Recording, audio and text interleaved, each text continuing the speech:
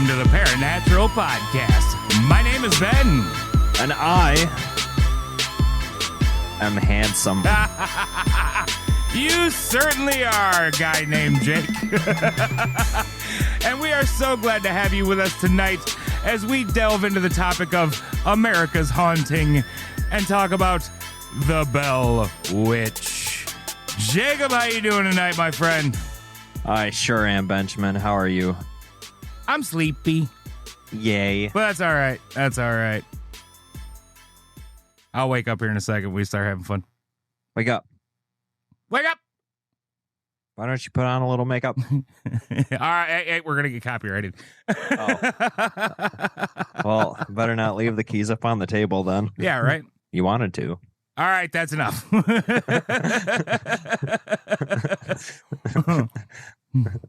People don't come here for that. Yeah, they probably do.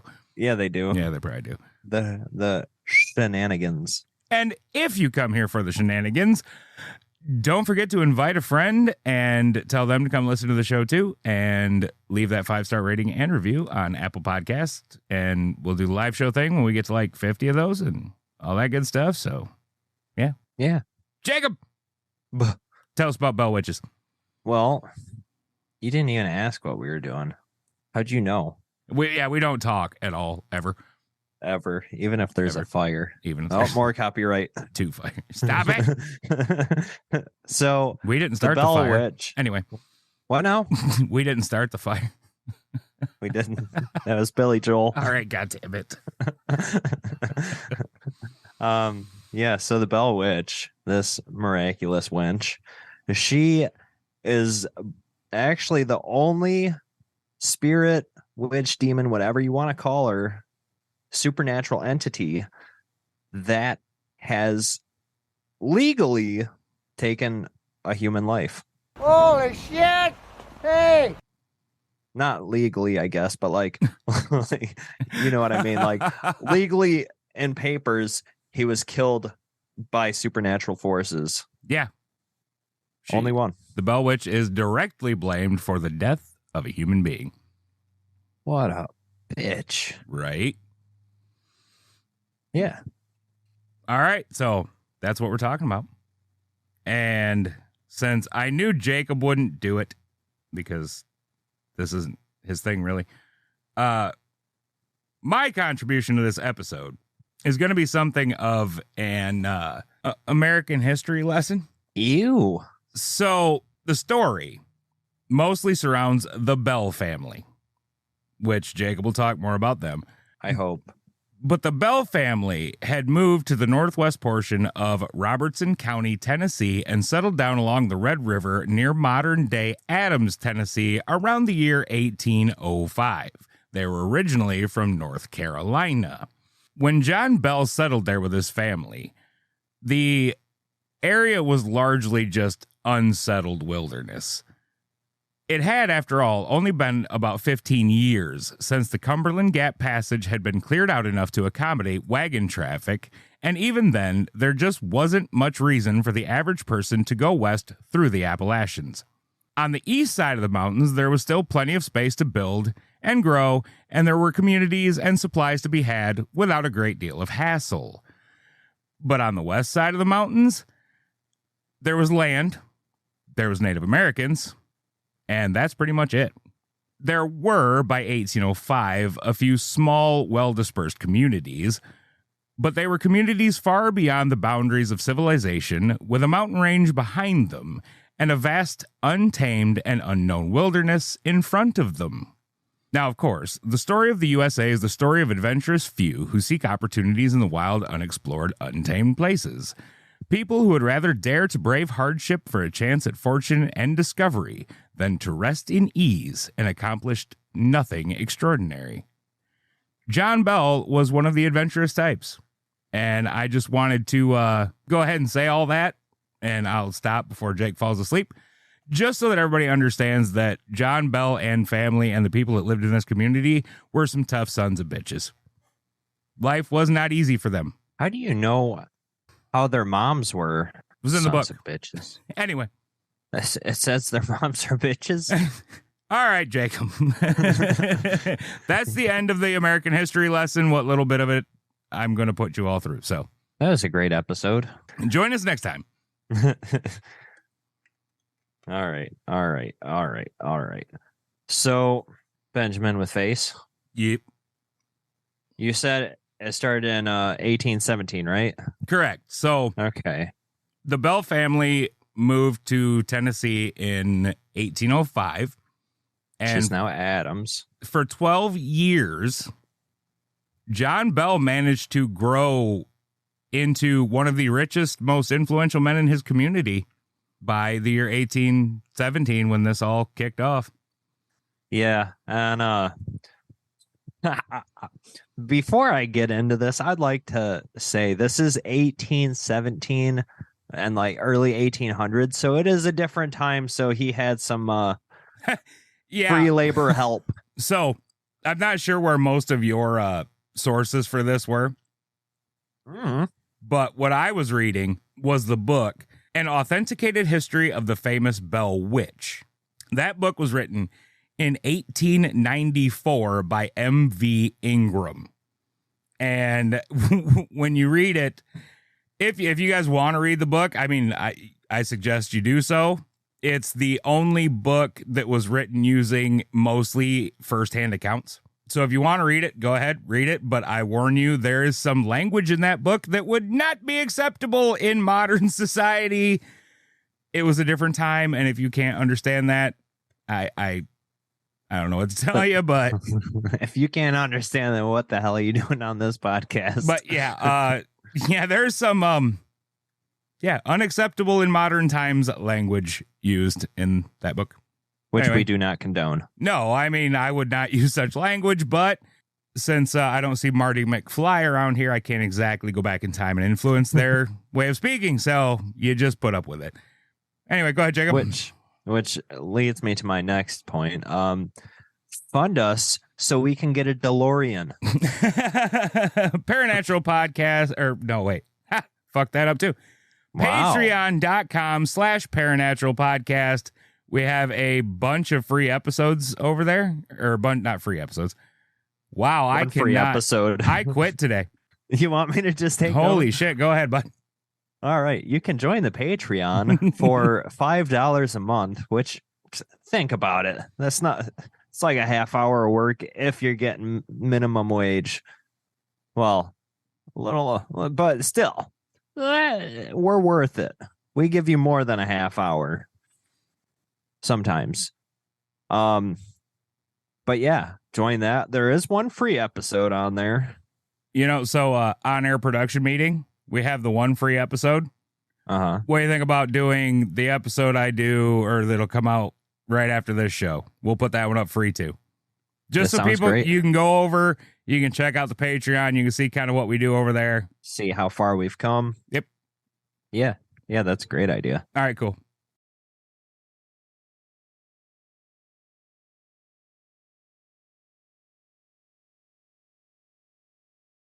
But yeah, or you can buy us an expensive coffee. Or 2 or 10. Or 400. I drink a lot of coffee. Get me off of these monsters, guys. I love monsters so much. If you ever sponsor us. So yeah, I'm just saying, in this book, he has slaves. In this story, he has slaves. It was a different time. But yeah, so 1817. I'm gonna say the first few things that happened. Which it starts out as any I don't know how to put this. It starts out just like any normal haunting, like with the knocks, like might see things move, curtains moving as if there is a breeze when there is no breeze. How terrifying. So that's where you got that it started? Well, let me get there. Well, I'm bringing it up because when it comes to the story of the Bell Witch, there are so many different variations of it that it's kind of ridiculous. All right. I'm giving two of the starters, okay? So the knocking and whatnot, that was one version of it starting. Right. The other one is John seeing a strange animal. That's the one that I got. Okay. Yeah. So John sees a strange animal on the farm that looks like a black dog, but it's got a rabbit head. And what? I picture that in my head, and it's kind of funny. Yeah. Okay. And it also has red eyes because everything has red eyes. Well, sure. Slaves, helpers would encounter floating fireballs, strange animals, and they would also be attacked by strange animals. And one of them, whose name was Dean, this was very specifically told everybody that he would walk, and again, different time, this is a whole different thing. At night, he would go from the Bell place to where his wife was owned by a neighboring person. Yeah. And while he was walking down the road at a very specific spot on the road, a dog would appear that would kind of like trot along in front of him. And when the dog and he reached the cabin where his wife lived, the dog would vanish. And this happened like over and over again. Yeah. Yeah. Like it was basically a nightly occurrence. Mm-hmm. Like when he would head on over there. Soon we're going with the Knox, or back to the Knox, right now. The strange animals and all that shit was something that in hindsight they realized was probably part of this, but they really didn't pay a lot of attention to it, right, until other things started occurring. Yeah, it's like something weird happens and you're like, that was weird. Strange things happen around strange things, and you're like, the hell's going on? Right. So then the children, they start having their blankets and sheets and stuff messed with when they were sleeping, or when they're getting ready for bed, and eventually they just start flying off them. Primarily Betsy. They start seeing full body apparition. But this thing, like I said, primarily liked Betsy, or messed with Betsy. At least for a time. At least for a time. It was almost as if it was possessive over Betsy. There was a time that forgive me, anyone on the podcast who knows this story by heart, because I don't know the times, dates, timeline type stuff, but it's a good story. So there was a time that Betsy actually, she had enough of this thing tormenting her, with the sheets getting pulled off, with seeing it, with talk to her too. So she went over to the neighbor's house. John sent her over there so that she could get some sleep and some peace. But weird things started happening there, and she heard a voice say, I can follow you anywhere, Betsy. Shades of Jeff the Talking Mongoose, maybe? A bit, actually. There is quite a bit in common with this story and that. And if you have not listened to Jeff the Talking Mongoose, please do. That was a fun one. So he was a poltergoose. He was a poltergoose. So, the children, it got so bad that they would actually levitate. The children would be levitated. And no floating children. Yeah, that's alarming for a few different reasons, especially energy drinks weren't around back then. They didn't have Red Bull to give them wings. Right. And well, we're going to be jumping around the timeline. I'm going to keep saying that, but so eventually this thing gets so much publicity that thousands will go just to like try to get a glimpse and or hear the voice, whatever. And it got so publicized that Andrew Jackson, who was president, went to go there to Allegedly. quiet down. He went there or was on his way there, and with him he brought a self-proclaimed witch hunter who was also very, very, very skeptical of the story or of the occurrences. And while they were going there, they were in their wagon or carriage, whatever it was, and the wheel just like stops, like it won't budge. And a voice comes over saying, "I will see you at the house tonight." And just like that, wheel unlocked, and he gets going again.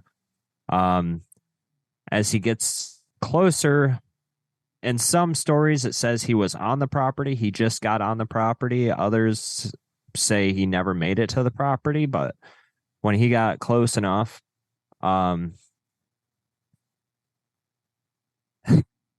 the witch hunter tried to shoot something and was thrown to the ground, or thrown a ways and then to the ground and beaten by an invisible force. And Andrew Jackson left along with everyone else, and he said, quote, allegedly, quote, "I'd rather take on the British Army again than stay there." You were looking around like I was getting some of the story wrong or forgetting something. Am I forgetting something? No, there's minor details of things in my brain that are just kind of running around. So one of which is, as much as the Andrew Jackson story is argued that it didn't fucking happen, it is fact that at least one of the Bell, I think it's John Bell's son, actually served under Andrew Jackson in the Battle of New Orleans. So there is a connection there. Yeah. I like to believe it all and then go through it in my awesome brain. And then the other thing that I think maybe I should explain a little. It's called the Bell Witch. Now, obviously, it's Bell because of the family, despite the fact that the witch was actually thought to be the disembodied spirit of Kate Batts, and they called her Kate. The other thing is the witch part. Now, there are two definitions of witch. One is the one we still use today. The other is the one that we have dropped. And that is the one that, when they use it in this story, means a disembodied, intelligent spirit. Yes.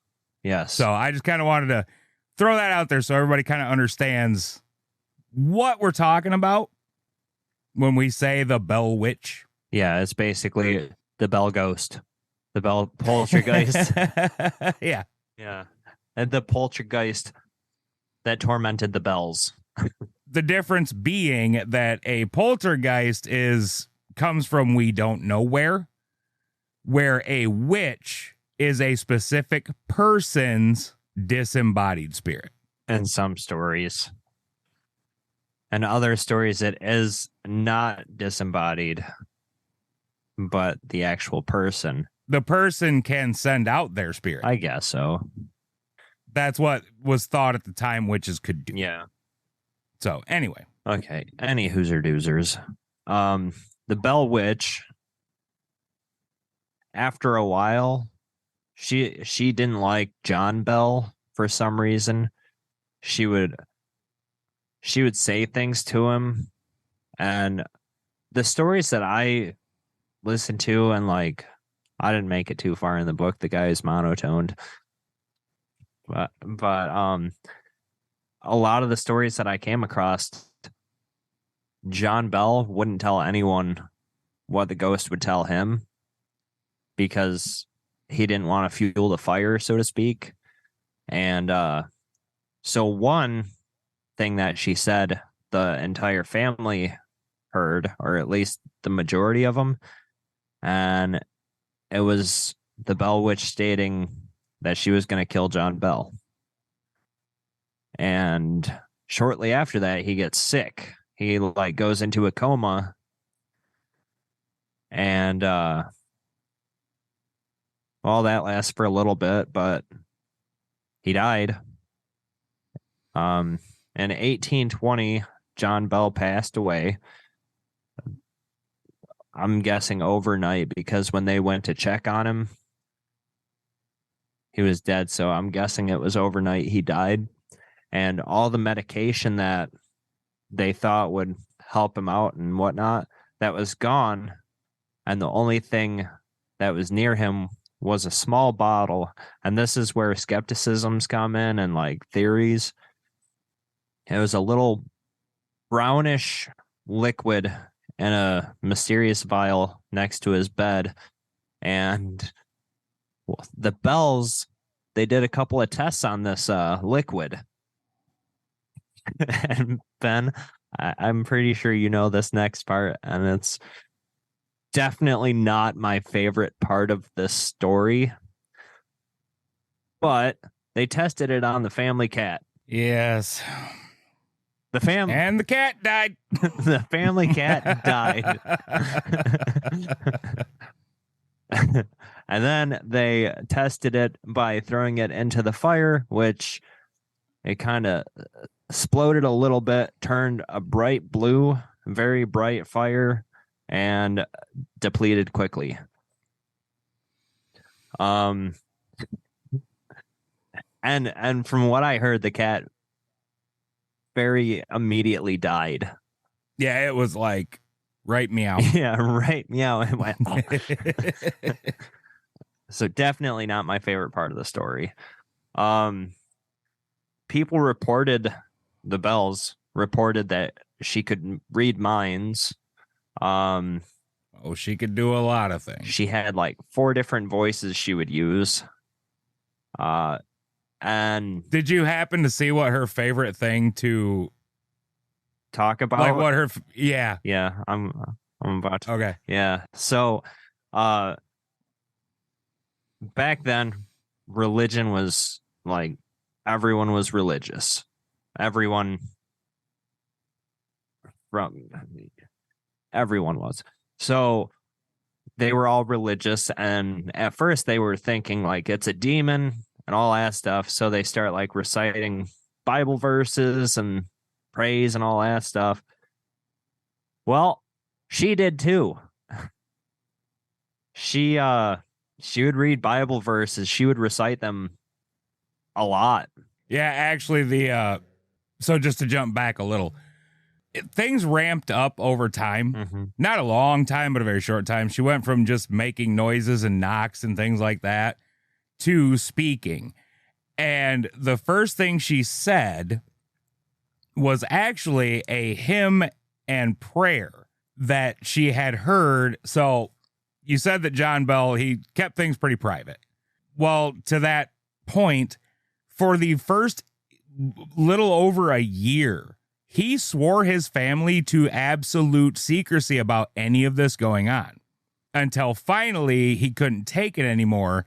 And he told his like best friend and neighbor, James Johnson, what was going on. And the Johnsons came to the Bell home. They stayed. And James Johnson, his habit was before bed to sing hymnals and pray. That night, shit kicked off. The Johnsons got the blanket ripped off their bed and everything else. And I'll tell you this, James Johnson he wasn't no punk ass bitch. Because here they are in this house. There's clanking chains and knocking shit. The blankets get jerked off the bed.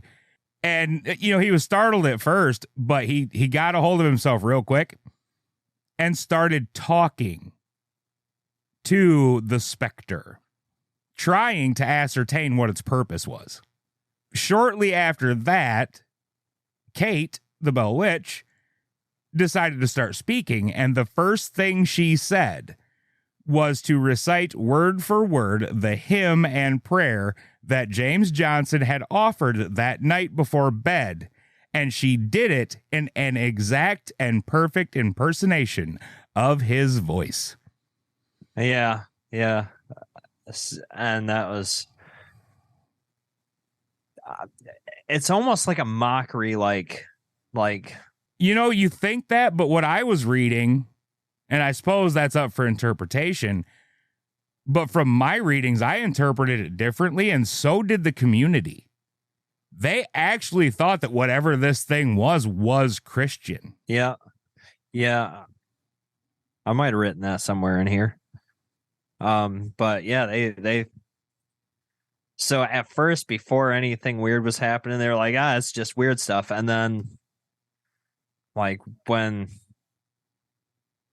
stuff started being a little more mischievous, then lost my train of thought for a second. Then they start thinking like maybe it's something demonic. And then when that happened, they're like, well, whatever this is, it's not demonic. It's a Christian. Right. Yeah. Also, this might actually be my favorite part of the story. And we're going to be jumping around the timeline. I said it 3 times. I'll say it some more. Right. You've already told the end, kind of. Yeah. And then I just went back to the beginning. Yeah. And then, Well, so just hold on for the ride, kids. We're jumping back to before John died. One time when she became a full body apparition, John wrapped her up in a blanket and tried to pitch this lady into the what am I thinking of? Fireplace. Thank you. And yeah, she's a witch burner. But well, it didn't happen. I didn't get the full like how she got out of it, or if she went into the fire and it didn't do anything. I didn't there was nothing on that. But no, she's just very tricksy. Yeah. Very, very tricksy. But John Bell stated that, quote, "I almost killed the bitch." And I can't blame him. Well, so for this reason, people thought that's why she had a major dislike of Mr. John Bell. But I think it started before that. Oh, yeah, for sure it did. And I guess that just kind of put the nail in his own coffin. But they also thought she would feed off of fear. So they tried not to pay too much attention, but that also didn't work. And the weird thing is, it never really bothered or like did anything harmful towards Mrs. Bell. No, actually, Kate actually stated that she liked Lucy Bell, who was John's wife. And Lucy was the only one who completely escaped the ire of Kate Batts' witch. Yeah. She so, again, before John died, there was this guy, great big feller. His name's Frank Miles. He actually challenged the Bell Witch. Like, ain't nothing gonna scare him. This dude was reported to be 7 feet tall and 300 pounds. That's a big feller. The mountain of a man. Yeah. And so the Bells, they're like, yeah, stay the night. Let's see what happens. And well, shortly after the lights go out, they hear him sprinting around downstairs, and they make it down there just in time to see him sprinting away from the scene. Nobody knows what happened to him. That was the last they heard of him. But it scared him pretty good. Yeah. So can scare big dudes. Also, I enjoy jumping around timelines. But John Bell, when he was found dead, laughing and singing was heard all the way until he was buried in the ground, and then it just stopped. That's not very nice, Kate. That's not. For some reason, in my notes, I said until John was... Oh, no. My handwriting just sucks. I thought it said burned for a second. It says buried. So I'm not sure how long after this happened. And I'm going to look at my notes real quick just to make sure that I'm...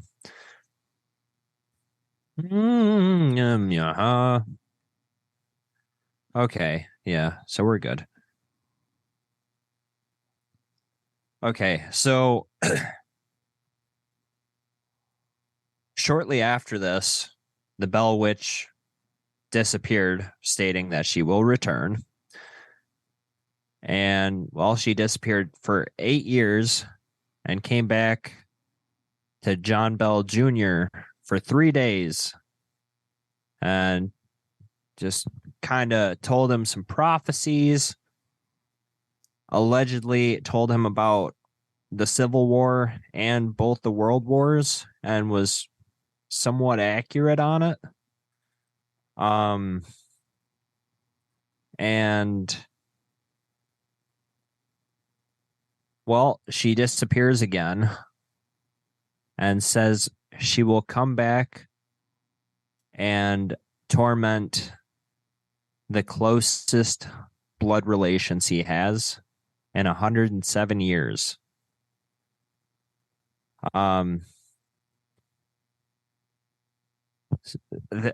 I know there's more for the Bell part of this. There's a lot more, but there's like 16 books out there for the Bell Witch, everyone. But 62 years later, after she said she would disappear and show back up in 107 years,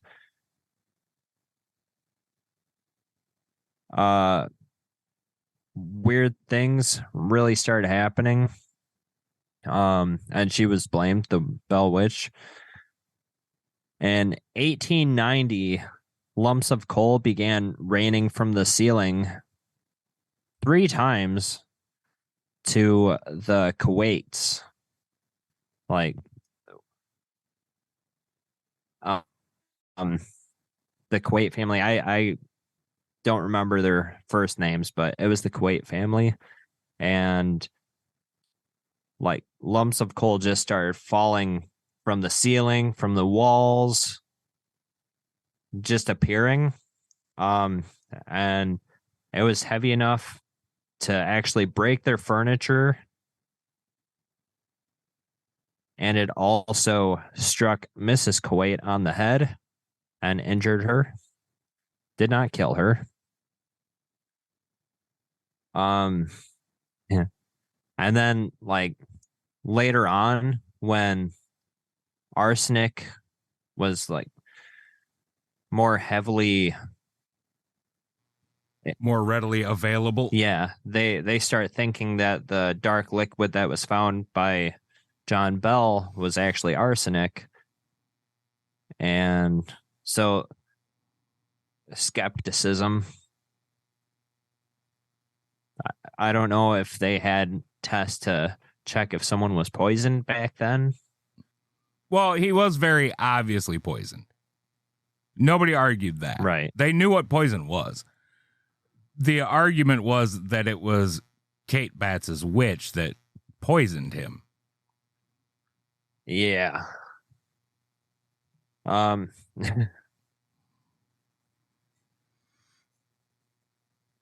Also, I totally did forget a couple of things. The rabbit dog with red eyes that John saw, he actually shot. It didn't shot at. Oh, it said From he what I shot it. heard. Well, but of course he's going to say that. It had no effect. So it was some strange type of skinwalker. There was also an incident involving a rather large bird of some sort. A few times. So the first incident was, I believe, Drew Bell. Again, I think a son. It was. And he saw this really big ass bird kind of perched on the fence and thought it was a turkey. And, you know, turkeys are tasty. So he ran back in the house to get his gun and came back out, and he's kind of creeping up on it, trying to get closer to get a good shot. And this thing just takes off flying, like soaring through the air, which is not something wild turkeys can do. Yeah, they can't fly that well. Not that well, but they can. They can fly, but this thing like took off. And it was weird. If it wasn't a turkey, they didn't know what the fuck kind of bird it was. It took off like a bats out of hell. Because like it's her last turkey, name. like a turkey from fucking, yeah, whatever. Anyway.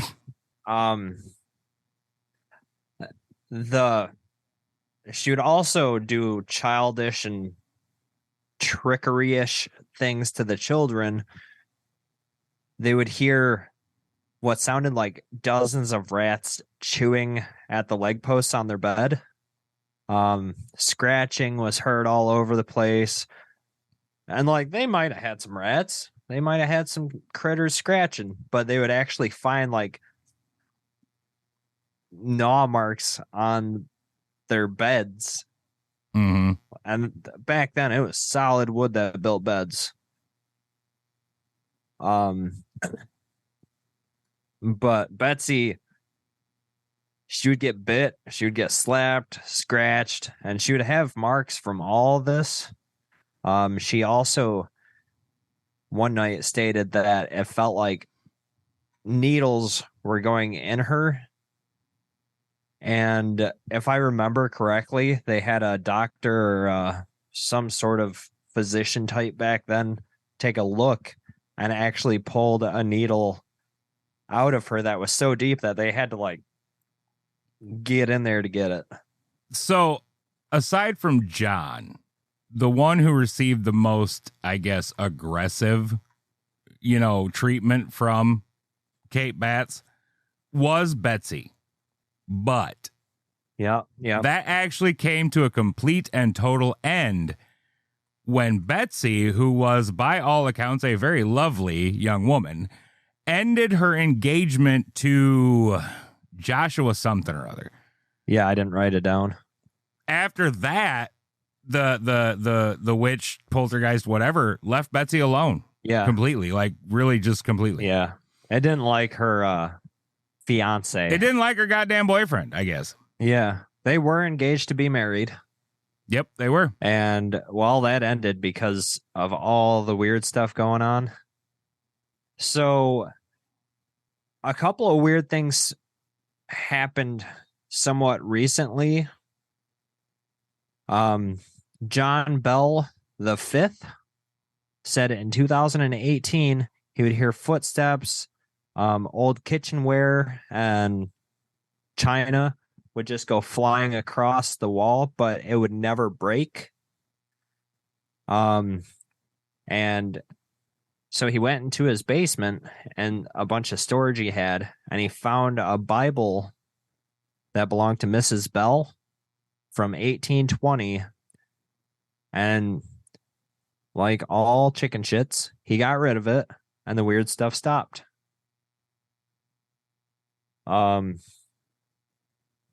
And like, so there's a cave on the property, and a lot of people believe that it's a portal. Even back then, people were thinking she had to have been coming from the cave. I put in here, basically where the bitch chilled when not messing with the Bell family.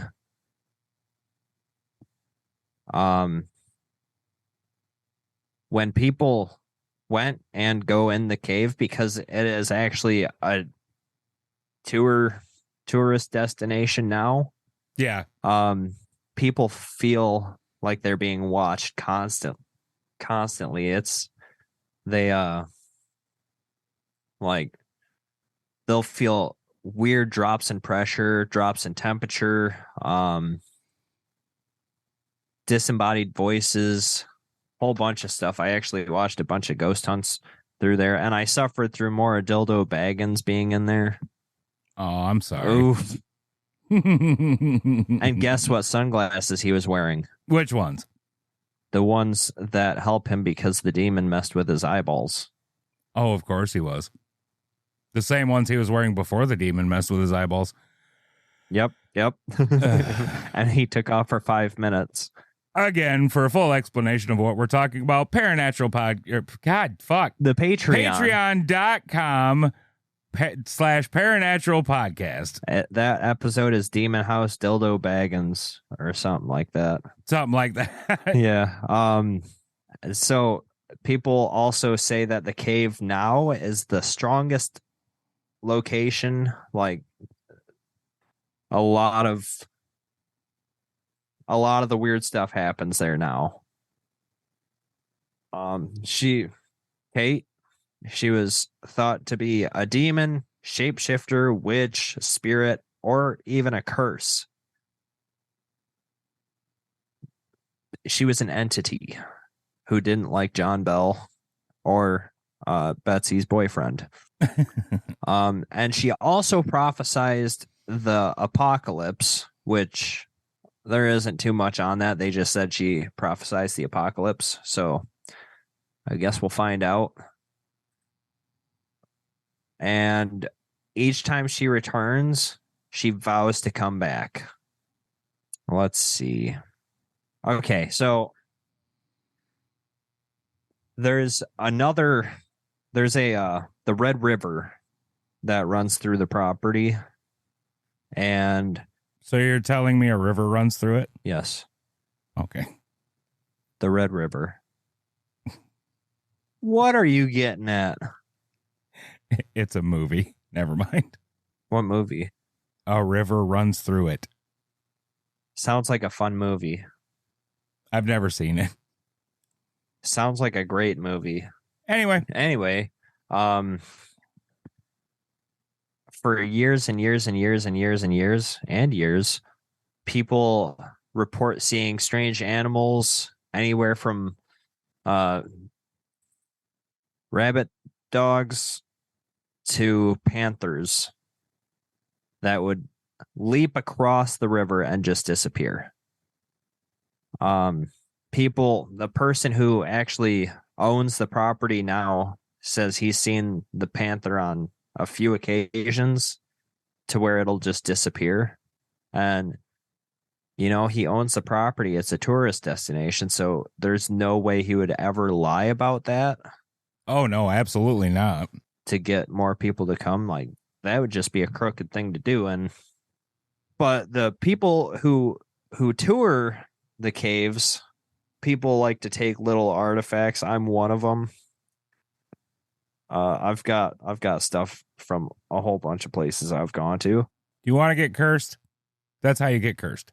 If they curse me with bad luck, my luck will get better. Okay, fair. But people take rocks from the cave and become cursed with bad luck. So they will quickly return the rocks, and they won't even step foot in the cave. They'll just give it to the owners or the people running it and be like, hey, I'm not going anywhere near the cave again. Can you put this back for me? There was this one lady who went in there, grabbed a rock, and she states when she was driving, her leg just broke. So she blamed it. That's wow. Yeah, like she was driving and it broke. I don't think I've heard that one before. Oh, well, I chalk that up to she didn't drink enough moo juice Osteoporosis. Get your calcium, kids. Yep, calcium is good. And yeah, that's what I got on the Bell Witch. Maybe. Oh, so one theory about it all is when John Bell acquired this land, it wasn't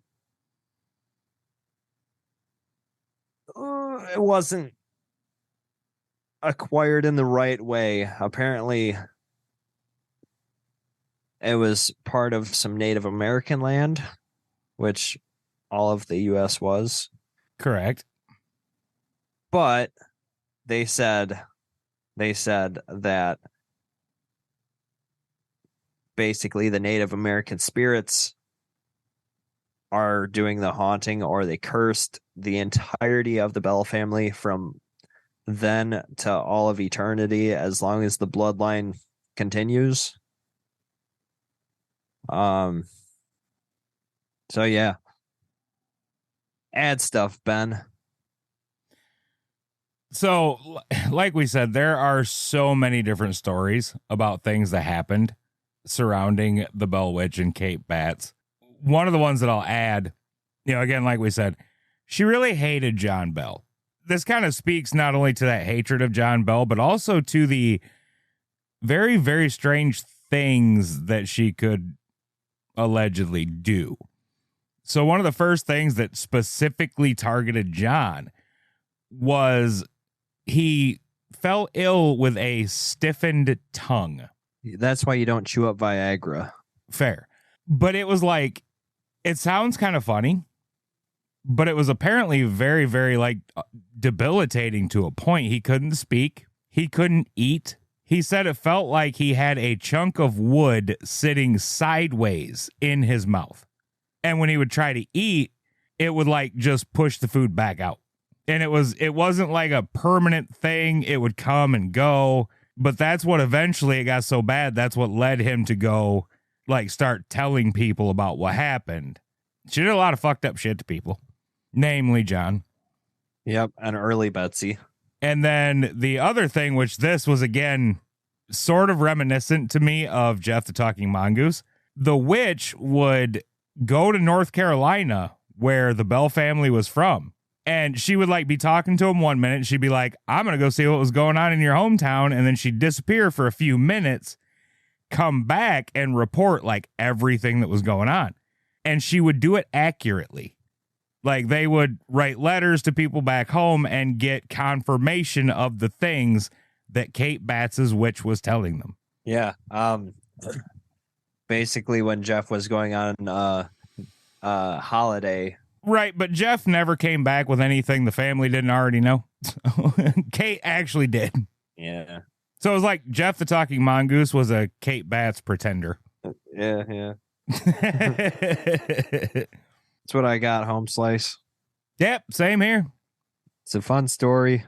It is a good story, and I highly recommend that you just go ahead and look into it, because you'll see so many different stories about things that happened and different things Kate Batts did and different eyewitness accounts. And honestly, some of the videos on the YouTubes of ghost hunters going there, not ghost adventures still though, just little ghost hunters going there, they actually get some pretty cool stuff and some pretty solid spirit box, where you can clearly hear a woman say and intelligently answer certain questions.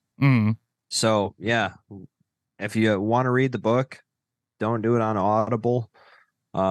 Read it. And then there's literally so much that you can read on the internet or see on YouTube. You can get huge chunks of the story just if you want to hear other people tell it, but we did a damn good job, so don't be a traitor. But yeah, that's what I got. All right, then, ladies and gentlemen, if you enjoy the show, please don't forget to tell a friend. Leave us that 5-star rating and review on the Apples. Thank you so much for listening. We love you. We'll see you next time. Good night. Hugs and kisses. One. Good night.